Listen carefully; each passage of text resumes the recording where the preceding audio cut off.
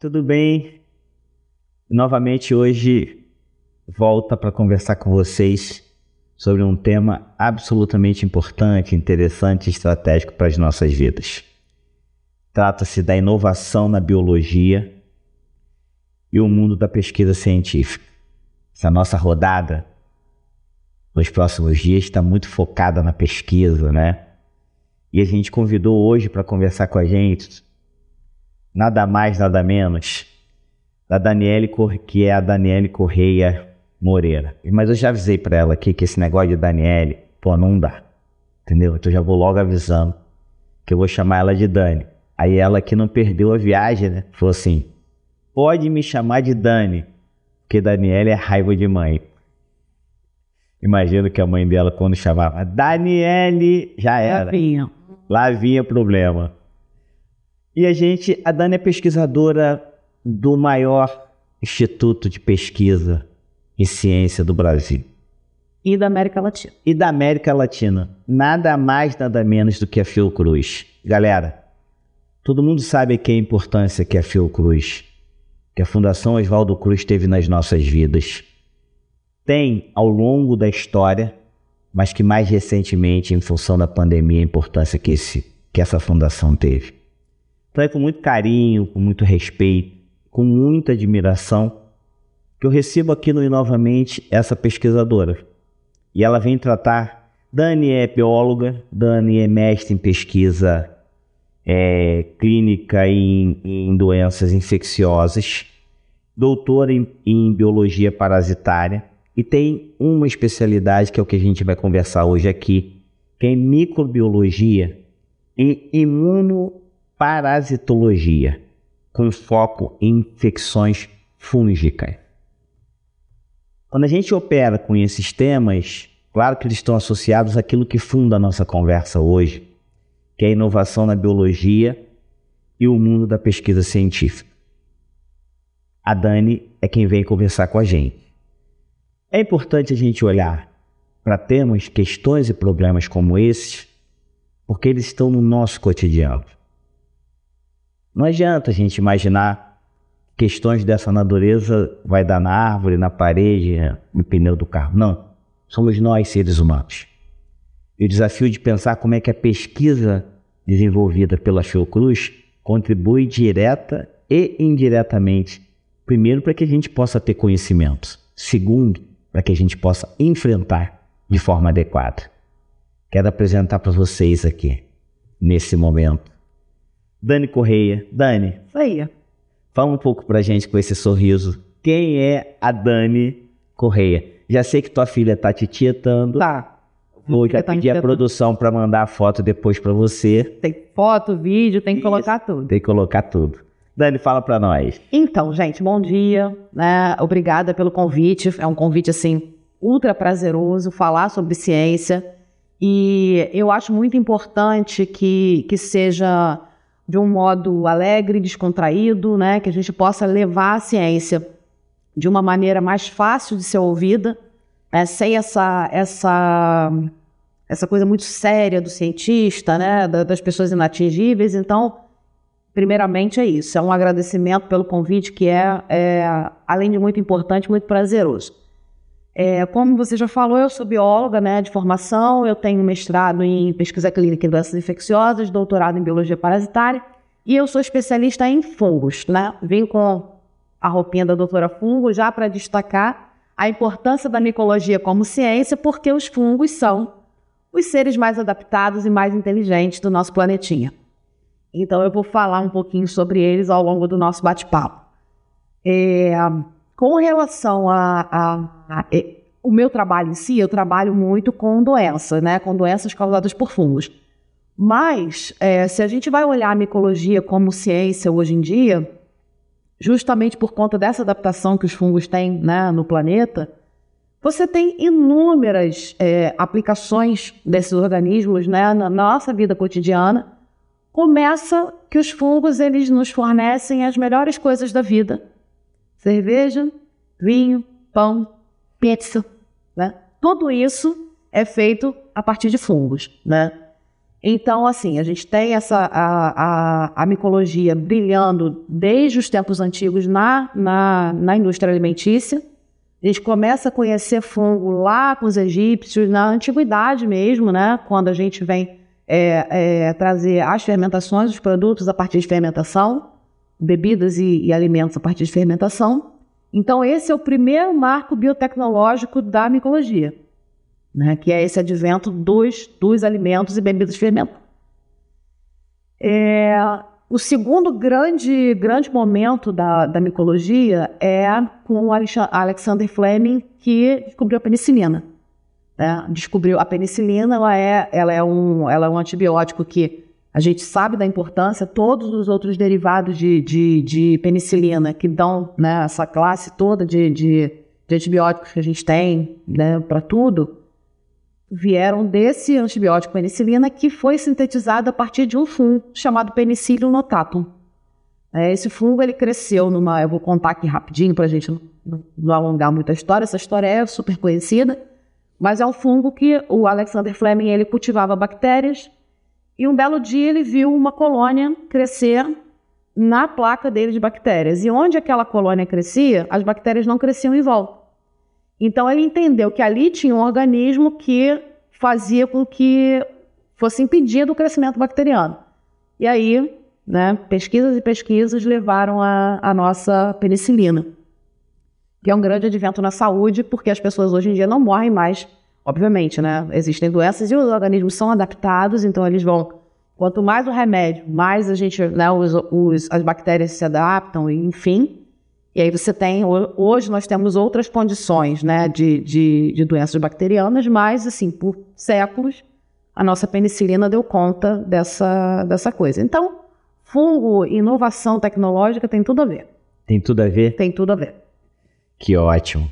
Um país que viveu um período em que algumas pessoas negaram a ciência, que eu não consigo entender o porquê, como. Pois é.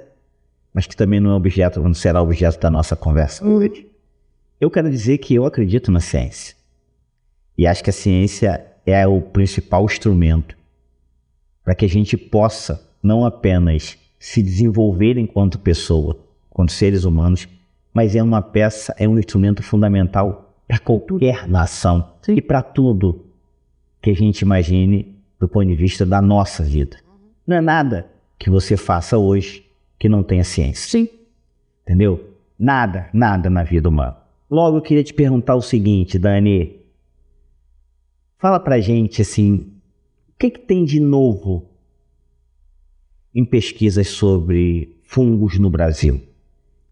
O que é que a nossa fundação, que a nossa Fiocruz está trazendo de debate importante hoje sobre isso? Então, a Fiocruz, ela tem essa questão que é muito voltada para as ciências da saúde, né? Então, assim, hoje o que se faz muito na Fiocruz é o diagnóstico, são novas metodologias de identificação desses fungos, rastreio desses fungos em diversos ambientes. A Fiocruz tem o projeto FioAntar, que já identificou fungos na Antártica, em ambientes hostis. Então, assim, você tem fungo em qualquer lugar. Aqui no Brasil, eu participei de um projeto até o ano passado, que, por exemplo, visava rastrear leveduras potencialmente patogênicas em água, né?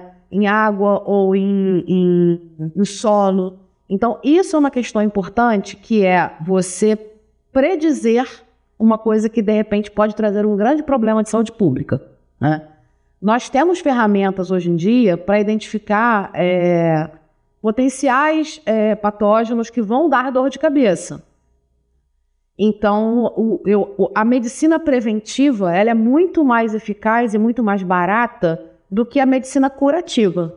Então, quando você tem um problema de saúde pública assim, mundial, como foi a pandemia, por exemplo, a gente observa, é óbvio que o valor da vida humana é incontável. Você não tem como mensurar essas pessoas que se perderam durante a pandemia. Mas a gente tem como quantificar, com relação a recursos financeiros, o que teria sido diferente se você tivesse um olhar mais cuidadoso para aquilo antes que acontecesse, né? Então, eu acho que é muito importante ressaltar que a Fiocruz trabalha muito nesse sentido, de vigilância. Não é só de desenvolvimento de pesquisas para diagnóstico ou para tratamento, não, mas de vigilância, de observar o que aquilo ali pode trazer de perigo, né, para a sociedade. E, assim, fora da Fiocruz, a gente tem muito, por exemplo, aplicabilidades para fungo. Hoje nós temos a utilização de fungos como biocombustível, né? Então, a questão dessa aplicação biotecnológica é reduzir custo, trazer um combustível mais limpo, que não seja combustível fóssil, porque a gente está entrando numa era que eu estava vendo uma matéria muito interessante anteontem falando sobre se nós parássemos hoje, com todas as emissões de gás poluente e de tudo que a gente tem feito para aumentar o efeito estufa e essa coisa das alterações climáticas, o nosso relógio zero hoje, os meus netos ou talvez os meus bisnetos não vão conseguir aproveitar esse mundo ainda, né? Então, eu acho que todas as estratégias que a gente tem para trazer uma alternativa a tudo que nós fazemos, né, em termos industriais e petrolíferos e tudo mais, que traga uma alternativa limpa, que você possa minimizar essa questão, é super importante. E uma outra coisa, né, indústria alimentícia também e de transplantes, por exemplo. A gente começa a sintetizar tecido fúngico para pele, para substituir pele, né? Então, isso é uma alternativa para grandes queimados. A gente tem as pessoas, né, que tem, hoje em dia, já se usa há algum tempo o couro de tilápia, que é um couro, né, que é uma pele animal que vai substituir, mas aí você tem questões também relativas à criação desses animais, a práticas, né, as estruturas, né, vegetarianas, veganas, então, assim, redução também da exploração do animal. E aí você tem uma alternativa que não é animal, né, o fungo está ali, você pode utilizar aquele mesmo fungo ainda para compostagem, para tratamento, para biorremediação. A gente tem fungo hoje em dia. Baía de Guanabara tem alguns projetos que de fungos que se alimentam são fungos detritívoros, que a gente chama, né? Eles se alimentam de óleo, né, e de produtos tóxicos da Baía de Guanabara. Então, você tem essa utilização dos fungos também para essas áreas, para a contribuição dessas áreas. Então, assim, aplicações biotecnológicas para fungo a gente tem diversas. Então, eu acho que eu acho importante também dizer que a micologia ela é uma ciência bastante negligenciada. Agora que os fungos estão levando fama por alguma coisa que eles já fazem há muito tempo. Então, eu acho que é importante esse bate-papo da gente mostrar para a sociedade um leque de coisas que são benéficos para muitas coisas. O fato deles provocarem doença, ali, é uma pontinha, né? Mas a gama de benefícios que a gente tem com a aplicação biotecnológica desses organismos é fantástica. É muito maior do que os problemas? Uhum. Então eu queria te perguntar o seguinte, eu tô doido para... Já tô aqui com umas coisas na cabeça, mas eu vou deixar para o final para a gente não desconcentrar. Mas eu queria te perguntar o seguinte, por que a gente deve se preocupar com os fungos? Não, essa é uma... Que quando você chama a atenção, olha só, os fungos estão levando a fama, mas nós é que estamos tendo proveitos, dado aquilo que de positivo eles são capazes de gerar. Eu acho fantástica essa questão. Você fala, na Baía de Guanabara, que há séculos a gente vem discutindo que precisa despoluir, precisa disso, aquele corpo hídrico precisa ser mais bem cuidado, não precisa ser aquele depósito acaba sendo de detritos e dejetos, entendeu? Ele pode ser um corpo hídrico como há 50, 60 anos atrás nós nos banhávamos, meus pais se banhavam ali, entendeu? Meus avós e tal. Então, tem coisas que os fungos podem fazer que vão contribuir para a melhoria da qualidade de vida, entendeu? Mas, hoje, as pessoas ainda se preocupam com eles numa dimensão daquilo que eles podem trazer de mal. Então, a minha pergunta para você é exatamente essa. Por que nós devemos nos preocupar com essa dimensão tão pequena na sua fala que os fungos são capazes de trazer de mal para a saúde pública? Então, a saúde humana, né? humano, animal, né, e ambiental. A gente tem um conceito na ciência hoje que é chamado de One Health, saúde única. Então, hoje já se entende que a ciência ela não é feita mais para humanos ou para animais ou para o meio ambiente. Isso é tudo integrado.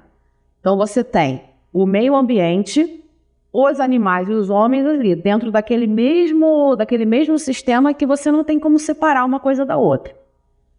Qual é a nossa preocupação com o fungo? O fungo é um organismo, como eu falei, ele é altamente adaptável. Só para, assim, uma pequena curiosidade, no objeto de estudo fungo que eu estudei no meu mestrado e no meu doutorado, um dos isolados desse fungo foi recuperado no solo de Chernobyl, no ano de 2011. O acidente nuclear em Chernobyl foi, acho que década de 80, se não me engano, 87, 84, me lembro muito bem. Então, esse fungo ficou no solo, de forma latente, e aí o fungo ele tem essa coisa, as condições estão hostis para mim, eu vou ficar aqui guardadinho, sem proliferar, sem se reproduzir. E a partir do momento coletado esse solo, levado para um laboratório e colocado em condições ideais de crescimento, esse fungo cresceu ali lindo, como se ele nunca tivesse passado por aquela situação de um ambiente muito hostil. Tá? Então, por que os fungos, por que a gente tem que se preocupar? Por causa das nossas ações. As ações antrópicas estão fazendo com que o meio ambiente esteja cada vez mais favorável ao crescimento desses fungos. Por exemplo, existe um grupo de fungos que eles são chamados dimórficos. Né? O que acontece com esses fungos? Na natureza, eles estão sob a forma filamentosa e quando eles encontram com filamento, o mofo, né? A gente vê mofo, aquela ali é a forma filamentosa. Quando eles encontram um hospedeiro mamífero, que tem a temperatura mais alta que a da natureza, não estamos falando de Rio de Janeiro, né? Porque aqui, Rio de Janeiro, não estamos falando sobre isso. Mas, em tese, a nossa temperatura no meio ambiente é mais baixa do que a nossa temperatura corporal, que é cerca de 37 graus. Então, quando esse fungo sai da natureza e encontra um hospedeiro, ele se converte a uma forma de levedura e ele consegue proliferar muito mais rápido nessa temperatura mais alta. Então, o que a gente está fazendo? Aumentando a temperatura da Terra, os fungos estão ficando cada vez mais adaptáveis a altas temperaturas ambientais. Candida auris, por exemplo, é um fungo que a Anvisa tem uma vigilância muito grande, porque é um fungo capaz de provocar surtos hospitalares e é capaz de matar. Né? Por que a Candida auris ela é preocupante para a gente? Porque a Candida auris ela sobrevive a temperaturas acima de 40 graus. Então, existem alguns isolados de outros fungos que você tem eles continuam vivos depois de autoclavar, de pasteurizar uma amostra. Pasteurização, você tem uma temperatura elevadíssima. E aí, ao final da pasteurização, você ainda encontra isolados fúngicos. Eu tenho um trabalho que eu publiquei no ano passado que eu falo justamente sobre isso. Sobre isolados que foram retirados, né, que foram coletados junto de amostras de esgoto, na época da Covid. Então, essa amostra biológica ela foi pasteurizada para manter a segurança do operador por conta do vírus, do SARS-CoV-2, e no final dessa pasteurização você encontra fungo viável ali. Então, a nossa preocupação com fungos é exatamente essa, que nossas ações antrópicas estão promovendo um ambiente cada vez mais favorável para o desenvolvimento de doenças fúngicas. Tá? Os fungos estão ficando cada vez mais resistentes a um mecanismo que a gente tem de destruição deles, que é calor. Isso não é só para fungo, né? A gente sabe que todos os organismos estão se adaptando, porque assim, essas alterações climáticas elas são importantes para todos, desde o menor micro-organismo até nós, humanos. Mas, em se tratando de fungos, né? E é engraçado que a micologia ela ficou muito famosa com o The Last of Us, que era um jogo de videogame e virou uma série. Então, assim, toda palestra que eu dava ou aula que eu ia dar, professora, mas o The Last of Us, eu falei, gente, olha só, o apocalipse zumbi causado por fungo é difícil. Mas o Cordyceps, que é aquele fungo que é tratado ali no ambiente do jogo, ele realmente é capaz de zumbificar inseto. Né? Até se chegar no ser humano leva tempo, mas os fungos estão aí se adaptando a tudo. Então, assim, a preocupação é essa. Dani, se algo muito recorrente na vida da gente, na sociedade brasileira são os problemas de saúde. São recorrentes, de toda a natureza. Quando a gente fala de um ambiente, de um lugar de pesquisa como a Fiocruz, a gente sempre cria um cenário de muita expectativa, do ponto de vista de que a ciência, a pesquisa, o trato da informação de uma forma geral será sempre capaz de gerar soluções para doenças que vão aparecendo e vão ganhando território. E a gente nem, muitas das vezes, imagina, mas está aparecendo agora. Isso olhando do ponto de vista de novos problemas. Recentemente, a gente olhando para trás, a gente viu que, em função de problemas relacionados à baixa vacinação, muitas doenças começaram a voltar. Do lugar que você está, eu te faria uma pergunta casada. Como é que você identifica essa volta? E em quanto tempo o Brasil seria capaz de recuperar um estágio anterior, onde o patamar de imunidade, de imunização de crianças, de idosos, seja o que for, possa ser recuperado? Uma questão, a segunda questão é te chamar para refletir sobre o seguinte: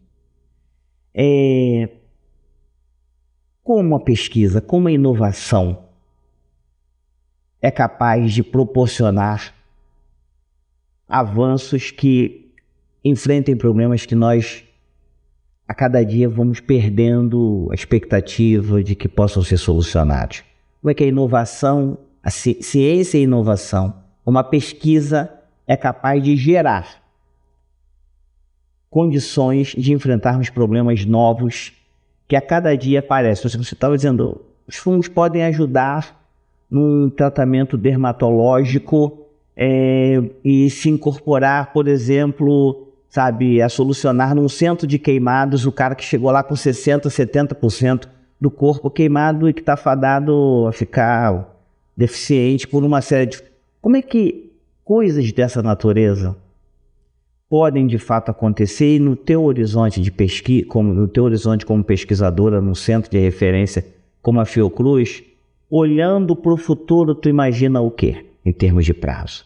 Então, te chamo para refletir num contexto de, olhando para trás, o que perdemos quando tínhamos um dos melhores patamares nesse sentido, e olhando para frente, quanto tempo precisamos para enfrentar coisas que a tecnologia, que a inovação e que a ciência são capazes de proporcionar para a vida humana. Então, olhando para trás, né, vamos começar olhando para o nosso passado. Você fez uma chamada importante com relação à questão da imunização. O Brasil, ele é um país conhecido mundialmente por seu programa de imunização, né? O nosso programa de imunização é um dos programas gratuitos, porque SUS é só aqui, minha gente, só a gente tem. Vamos valorizar o SUS. Então, programas de vacinação gratuitos que têm a maior carta vacinal, né, coberta por subsídios governamentais, então você não tem custo com essa vacinação. E é lamentável. A palavra que eu tenho, eu acho que a palavra mais simpática que eu tenho a dizer para esse retrocesso é que ele é lamentável. Porque hoje a gente está vendo poliomielite, por exemplo, que foi erradicada. Sarampo, né? A gente está tendo surto de sarampo. E isso vem muito, assim como está tendo surto de sarampo nos Estados Unidos. Que tudo bem, não tem um programa de imunização como o nosso, mas a vacina está disponível lá. Isso é negacionismo, isso é uma coisa que são anos para recuperar. São anos. Tá? São décadas. Porque um processo que levou, vamos colocar aí, o último governo, 4 anos, 10 anos. 10 anos para trás, né? E isso foi uma coisa que foi crescendo até se tornar governamental. 10 anos de destruição e agora isso se prolonga. Você abre o seu WhatsApp e você tem aí as tias do Zap, aquela coisa toda, pregando fake news, né? E o nosso papel como cientista, eu sempre falo isso para os colegas, querendo ou não, você como cientista, hoje em dia a gente tem a obrigação de ser divulgador científico. Você pode não ter uma estrutura, assim, agora eu estou aqui como divulgadora científica com uma estrutura. Mas se você tem uma rede social, se você tem um WhatsApp, ontem um amigo meu me mandou uma mensagem que ele queria conversar com a sogra dele sobre uma coisa de doença e ela não estava ouvindo o que ele queria dizer. Então eu fui lá, mastiguei a informação para uma pessoa idosa, botei uma credibilidade, não, porque eu sou doutora da Fiocruz. E aí você carrega, lá na Fiocruz a gente diz que todo mundo carrega a Fiocruz dentro de si, né? Que a gotinha é feita lá, né? O Zé Gotinha é nosso garoto propaganda do SUS. Então, eu carrego a Fiocruz dentro de mim não só pela vacina que eu tomei, mas porque tem um nome por trás de mim, que eu tenho que falar em nome dessa instituição e dizer, olha, aqui a gente trabalha sério, é muito difícil, a gente vai levar décadas aí para se recuperar disso. E com relação ao futuro, a gente se apoia num presente que nós temos excelentes profissionais, uma visibilidade hoje em dia que garante financiamento, a gente tem os editais das agências de fomento, tem os editais do governo. Dentro da Fiocruz a gente tem um programa chamado Inova, que é um programa de inovação, e o Inova ele vem trazer justamente projetos que, não só na minha área, mas ele vem trazer projetos que tenham uma aplicabilidade no SUS, porque a nossa intenção ali dentro é justamente essa. Eu não tenho como mensurar um prazo para falar, olha, daqui a X anos a gente vai ter tal coisa. Mas o que eu tenho para dizer é que hoje, embora a gente tenha que os equipamentos sejam caros, que os insumos sejam caros, porque tudo isso é importado, né? A gente tem essa questão de importação e tudo mais, mas vale a pena investir na ciência, porque quando eu digo para você que a gente tem um futuro com o fungo, por exemplo, substituindo uma pele, isso vai ser muito mais barato lá na frente, né? Essa aplicabilidade no SUS é muito mais barata. Quando eu digo para você que a gente usa fungo para ver o que está acontecendo no ambiente de lagoa, ou no ambiente de solo, ou numa floresta, por exemplo, isso é muito importante para lá na frente o SUS não ter um surto de uma doença qualquer, porque o fungo não é só... você encontrar fungo no meio ambiente, não estou falando só da doença que o fungo traz, mas ele vive em contato com outros ambientes. Então, assim, você pode estimar, olha, onde tem tal fungo não vai ter tal coisa. Ou tipo, onde tem fungo, a probabilidade de ter aquela doença por vírus, por bactéria, porque o animal está infectado, é muito grande. Então, predizer. Eu sempre vou bater nessa tecla. A gente precisa de estrutura, né, de uma infraestrutura que nos dê condições de predizer, e tudo isso é impacto positivo no SUS. Você vai ter uma diminuição de pessoas no leito de hospital. Você consegue tratar essa pessoa de uma outra forma. Então, não tem como quantificar isso em tempo, porque depende, tudo também é ciência e tudo também é política, né? Não entrando nesse mérito, mas isso depende de um próximo governo que tenha uma intenção ou não de investir na ciência. Isso depende da política global com relação a importações, exportações, a grana que você, né, precisa desprender com imposto e tudo isso. Então, assim, mensurar isso em tempo não tem como, mas a certeza de que a gente trabalha para que o impacto no SUS seja muito menor, né, e o impacto sobre a vida das pessoas, dos animais e do meio ambiente, o nosso trabalho é esse. É fazer a gente ter uma qualidade de vida maior lá na frente. Dani, deixa eu te falar aqui, como professora, mestre, doutora, publicando aí vários artigos e tal. Essa galera jovem que nos escuta, temos vários alunos, alunas de redes públicas e particulares. Fala para eles ali. Por que é importante? Qual é a importância de um cientista hoje? Qual é a tua importância hoje? Fala assim, olha assim, olhando nos olhos dessa galera assim. Galera, eu sou cientista, minha importância é essa. Por que isso? Então, eu vou falar olhando no olho de quem é da Baixada, porque eu sou da Baixada, né? Eu sou nascida e criada em Caxias. Eu fiz a minha faculdade num curso noturno, numa faculdade que nem existe mais, E eu trabalhava de dia, eu já era mãe na época que eu fiz. Começou cedo, Dani? Não, iniciei algumas outras faculdades, mas acabei não concluindo, porque eu me casei, questões de filho, né? E quando eu tinha 22 anos, minha filha nasceu. Aos 29, eu voltei a estudar, fazer biologia, na FEUDUC. Fechou. Filosofia, fechou, de Duque de Caxias, sim.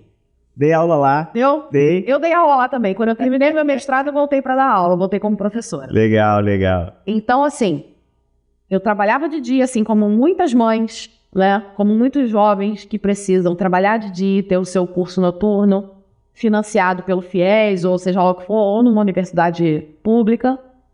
E eu concluí a minha faculdade de biologia. Quando eu estava no segundo período da faculdade, eu recebi uma proposta de estágio. Eu tinha um professor, que hoje é meu colega de trabalho. Um dos meus professores falou, olha, tem um estágio na Fiocruz, você quer ir fazer esse estágio? Falei, pô, era o sonho da minha vida. Porque eu, quando passava na Fiocruz, quando eu era criança, eu passava com a minha mãe e eu perguntava, mãe, o que é aquele castelo? Aí minha mãe falou assim, ali é o castelo onde moram os cientistas. Isso está na minha tese de doutorado. Todo lugar para onde eu vou, eu conto.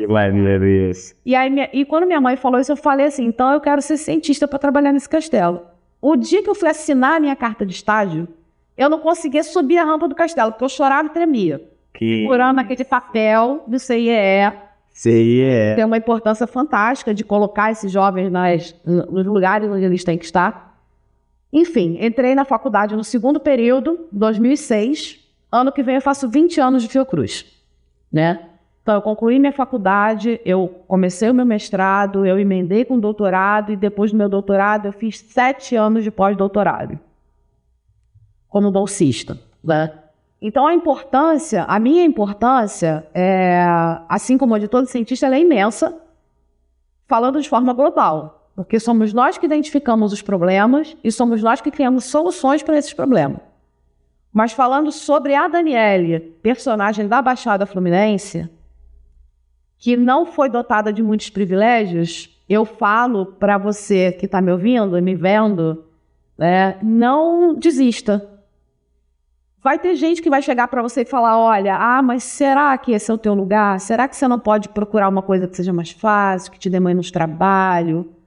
Isso vai te cansar muito, você vem de muito longe. Não desista. É a Fiocruz que você quer? É o Museu Nacional que você quer? É o IME, o ITA que você quer? Seja qual for a carreira. Eu quero ser cardiologista do Instituto do Coração. Vá. Mora longe, não tem dinheiro. Come coxinha, depois malha. Depois você malha para perder a coxinha. O joelho, a pizza, a Coca-Cola. Vá. Não deixa ninguém dizer para você que você não pode estar lá, porque pode. Pode. Então, a ciência é isso. A ciência, ela traz esperança também. Eu não consigo imaginar um mundo esperançoso sem ciência. Porque se a gente não identifica o problema, se não tem ninguém para identificar, e aí a gente fala de ciência lato sensu, né? Não só a ciência biomédica, ciências humanas, ciências sociais. Se não tem alguém que identifique esse problema, se não teve um sociólogo que um dia falou, não, porque as pessoas da Baixada também merecem ter o seu lugar, talvez eu não estivesse aqui, tá? Talvez eu não tivesse encontrado força dentro de uma problemática social tão grande para eu estar aqui. Então, é isso. Hoje a gente vive uma onda que, na minha opinião, é uma lástima, dos coaches mirins que falam, eu não vou ser CLT, eu não vou estudar. Para que eu vou fazer faculdade? Para que eu vou fazer faculdade se eu ganho no TikTok, enfim. Você vai fazer faculdade para isso aqui. Para você falar que você é uma pessoa que saiu da Baixada Fluminense e hoje você é doutora titulada pelo maior instituto de pesquisa da América Latina. Galera, terminou não, mas eu preciso dizer para vocês. Claro que me emociona escutar a Dani falar isso. Esquece, quem me conhece sabe disso. Ninguém vai dizer para você que você não pode. Ninguém pode dizer para você que você não pode. Esquece isso. Você pode. Tem que sair da zona de conforto. Tem que botar o sonho na ponta do pé e andar. Superar todas as adversidades que estão postas para que aquele teu objetivo, aquele teu sonho chegue lá. Tu olha para o currículo da Dani e vai dizer assim, de onde ela veio? Lá da Felduc. Talvez fosse no contexto da formação dela uma das faculdades mais frágeis, sim, da região metropolitana do Rio de Janeiro. Tanto que não existe mais, né? Tanto que por uma série de motivos não existe mais. E onde ela está? Comeu coxinha? Comeu joelho? Talvez por vezes, quando existiu a condição para isso.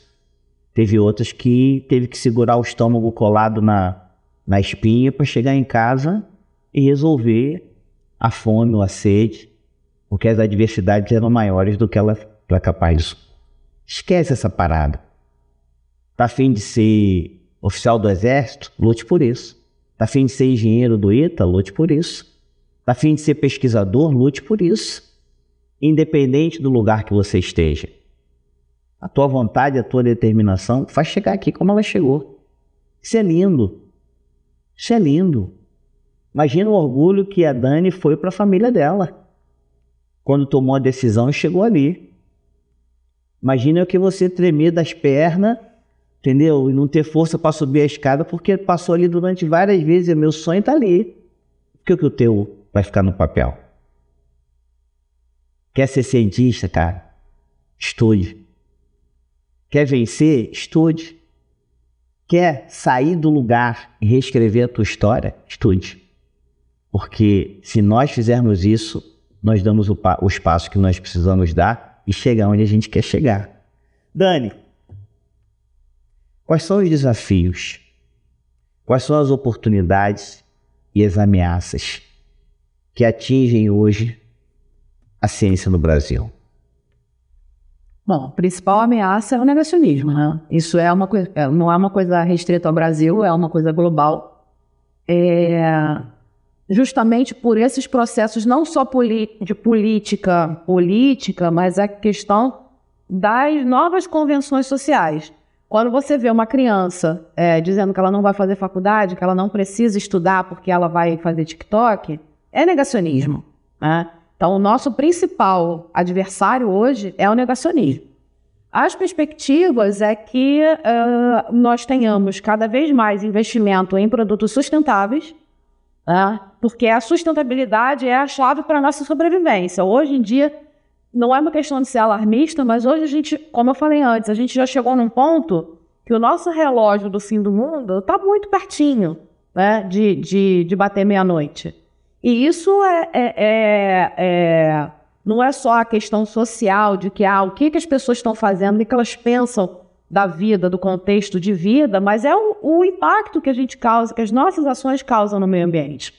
Não sei quem acompanhou, mas o presidente dos Estados Unidos ontem disse que ele vai permitir que as árvores sejam derrubadas para ganhar muito dinheiro. Então, assim, aí ele me diz no final da fala, porque no futuro nós vamos plantar novas árvores. Como é que você vai desmatar, que é o que está acontecendo na Amazônia, enfim, para gerar muito dinheiro com a promessa de que daqui a pouco você vai replantar? Isso não nasce assim. Uma árvore que tem a capacidade de filtrar o ar, ela cresce assim. Essas árvores são centenárias.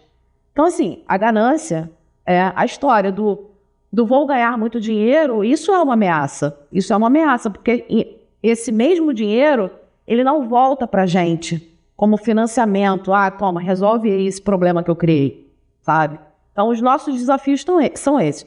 E a perspectiva é exatamente essa que eu falei. Na contramão de tudo isso, é você investir em tecnologias sustentáveis, né? Em estratégias que você possa coordenar saúde humana, ambiental e animal de uma forma que esse sistema interligado seja benéfico uns para os outros, que você consiga tirar do animal ou do meio ambiente as suas respostas para o que a gente precisa, falar.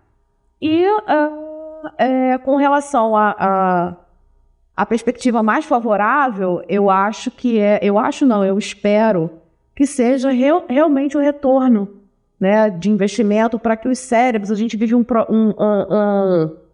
processo aqui no Brasil, em alguns outros países, que é a fuga de cérebros. Então você tem pesquisadores, a minha turma de doutorado, eu tenho muitos amigos meus que estão na Europa, estão nos Estados Unidos. Então, assim, por que essas pessoas que tiveram uma trajetória tão brilhante aqui dentro da ciência brasileira não estão aqui agora? Porque não encontraram condições para continuar fazendo sua ciência. Porque a galera de fora traz uma grana, um investimento. Então, isso também é um desafio. É que a gente seja reconhecido aqui no Brasil como as pessoas que estão aqui para solucionar problemas, sim, mas a gente precisa de suporte para isso. Precisa de suporte financeiro, governamental, de agências de fomento, de institutos particulares, mas a gente precisa muito da população acreditando na gente. A gente precisa muito não ser desacreditado. Por que não? Porque o meu tio falou que não é assim. E lá na Fiocruz só tem gente que não trabalha. Não, a gente não precisa mais disso. A gente precisa da fé do brasileiro, das pessoas que acompanham o nosso trabalho, de que realmente você tem a Fiocruz dentro de você, mas muito mais isso. Você tem a UFRJ, você tem a UERJ, você tem a Unirio, tem as federais. Tem a PUC, que é uma faculdade privada muito grande, que tem uma importância, e pelo Brasil inteiro. Então, a gente tem institutos de pesquisa no Brasil que merecem ser vistos como quem vai trazer para você os benefícios que a gente precisa ter. Dani, Nízia Trindade, ministra da Saúde, para a Fiocruz e para o Brasil, qual é a tua avaliação?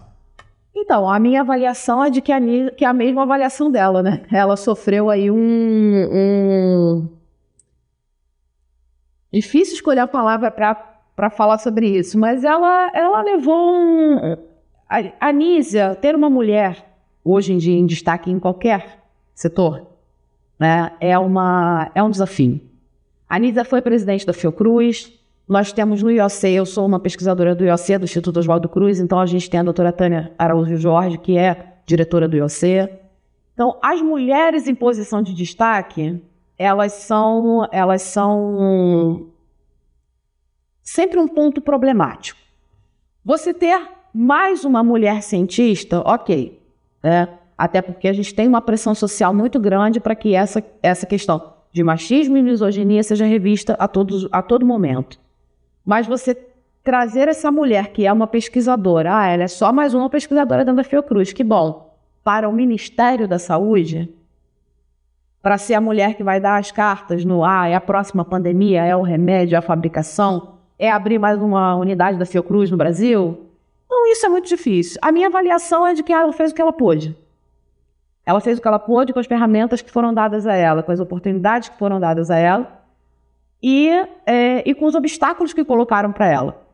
Então, eu não tenho como não valorizar uma mulher que chegou onde ela chegou. Principalmente segurar o que ela segurou durante a pandemia. A Fiocruz foi muito atacada durante a pandemia e a Nízia foi muito atacada. Por ser mulher, ela por ser socióloga, ela não é uma cientista de ciências biomédicas, então assim, mas como é que essa mulher que nem é bióloga, nem é médica, está tomando conta da Fiocruz? Então ela foi muito atacada durante esse processo. Ela chegou onde ela chegou, ela deu o recado dela. Ela fez o que pôde com o que deixaram ela fazer. Boa. Deixa eu fazer um pinga-fogo aqui contigo, coisas que o nosso público vai gostar. Preciso falar com você que, assim, como uma doutora em fungos, o povo quer saber 3 coisas tuas. Uma, os fungos podem ser benéficos para a saúde? 2, eles representam um risco real hoje? 3, temos perspectiva de novas pandemias? Sabia que essa pergunta ia chegar. Bom, os fungos, primeira pergunta é se os fungos podem ser benéficos. Podem e são. Né? Eu já falei ao longo do nosso bate-papo quão benéficos eles são. A gente tem aí os fungos para biocombustível, a gente tem os fungos para biorremediação, a gente tem fungos para remédio, para indústria farmacêutica. É muito engraçado que fungo, ele é matéria-prima para antibiótico, que mata a bactéria, mas ele é matéria-prima para antifúngico também. Ele é matéria-prima para anticonvulsivante, ele é matéria-prima para insulina. Eu acho que isso é uma coisa muito importante de falar, que, né, a gente tem um país, um mundo, uma pandemia de diabetes, por exemplo. Diabetes é um dos problemas de saúde pública que mais impacta, né, em outras doenças, no desenvolvimento de outras doenças. Então, o fungo é matéria-prima para insulina, por exemplo. Fungo está aí na alimentação. Então, o fungo ele é super benéfico para a saúde. Com relação aos riscos, é isso que eu te falei. A gente precisa observar o quanto as nossas ações estão tornando o meio ambiente favorável para que esses fungos venham trazer doenças. E a pergunta que não quer calar, pandemia, né? Dificilmente, para nossa sorte, a gente vai ter uma pandemia fúngica. Não tem. Por quê?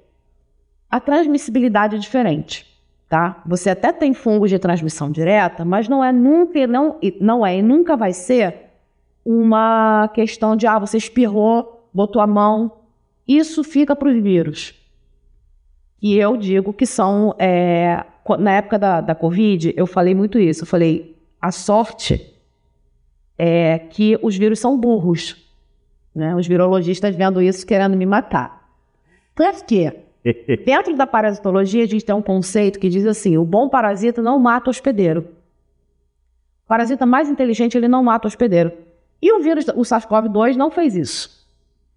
Quando é que ele começou a se tornar inteligente? Quando ele se adaptou e as formas da Covid passaram a ser mais brandas. Então, aumentou a transmissibilidade porque ele não estava matando mais. Mas isso foi uma questão adaptativa. No primeiro momento que o vírus chegou, ele saiu, né, acabando com a raça da galera que se contaminou. Então, os fungos, eles são muito inteligentes. Os fungos, eles são organismos que eles não matam o seu hospedeiro. Uma pessoa, para morrer de doença fúngica, o que ela precisa? Ela precisa estar imunossuprimida, né? Uma pessoa que tem, por exemplo, uma alta carga viral de HIV, né? que tem um quadro de AIDS, por exemplo. Uma pessoa transplantada que faz uso de imunossupressores durante muito tempo. Uma pessoa que tem a co-infecção com outra doença, porque a micose sozinha, ela não te mata. O fungo, ele vai ficar ali a vida inteira, consumindo o que ele precisa consumir. Então, pandemia fúngica... Esquece. A gente não tem um horizonte... não dá para vislumbrar isso no horizonte. Que bom, né? Que bom. Que bom. Bem, eu conversei aqui com a Dani. Nossa entrevista está chegando ao fim. Pesquisadora da Fiocruz, doutora. Fiquei aqui animado de escutá-la. Eu fiz 7 anos de doutorado na Fiocruz e estou aqui no Brasil, não fui embora. Veio da Baixada. Lindo isso, né?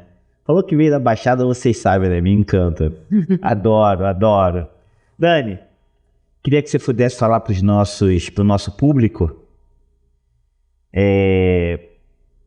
Tem uma música do Fundo de Quintal que diz assim: aconselho a você que seja sambista também. Inclusive título de um álbum deles. Uhum. Sexta-feira, tu diz assim: olha, os fungos estão direto na nossa vida. Na cerveja, no pão, no queijo, no vinho. Aí eu fico como? Outra dimensão. Sextou totalmente. Então eu queria que você pudesse deixar a tua mensagem final pra gente, assim. Aconselho a você que seja cientista também. Fala por que isso? Dessa mensagem final. Olha, eu sou muito suspeita para falar isso, mas eu aconselho a você que seja cientista porque é lindo. A ciência está em todos os lugares. A ciência está do momento que você abre os seus olhos e você tem luz, né, que é um fenômeno físico. Então a ciência está quando você respira, que são fenômenos biológicos. A ciência está na vida da gente o tempo todo. Então, o meu conselho para quem pensa em ser cientista, independente da área da ciência que você escolher, é que você, sem romantizar pobreza e dificuldade, porque quem passa, né, pelo que muita gente passa, entende que a gente está muito sobrecarregado.